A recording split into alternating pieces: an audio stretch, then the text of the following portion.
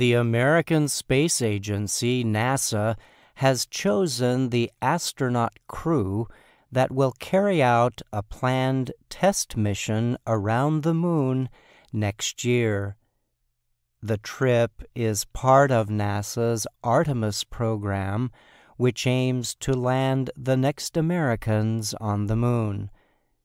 4 astronauts will take part in the flight, which NASA is officially calling Artemis II. Artemis II, planned for late 2024, will send the astronauts on NASA's Orion spacecraft on a 10-day trip around the Moon.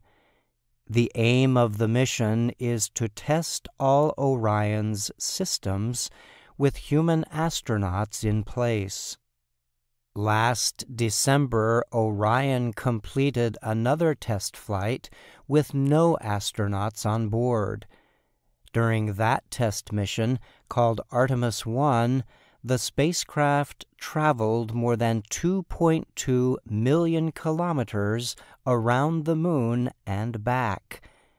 After the flight, NASA reported the Orion spacecraft had performed above the agency's expectations. If Artemis II is successful, a third mission, Artemis III, will be launched, aiming to land astronauts on the surface of the Moon. That effort, which NASA has said will include the first woman and person of color, is expected to take place in the coming years.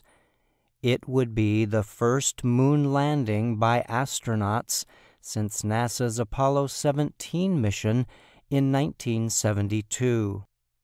In announcing its choices for Artemis II, NASA named the first woman and first African American to be included on a lunar mission.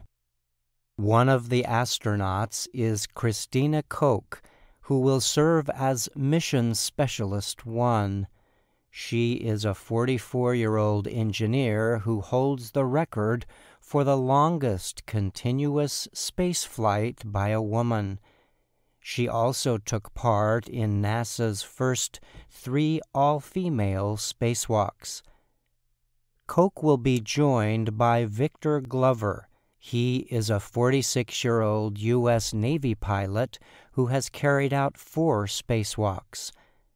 Glover, who will serve as the mission's pilot, will be the first black astronaut ever chosen for a moon mission.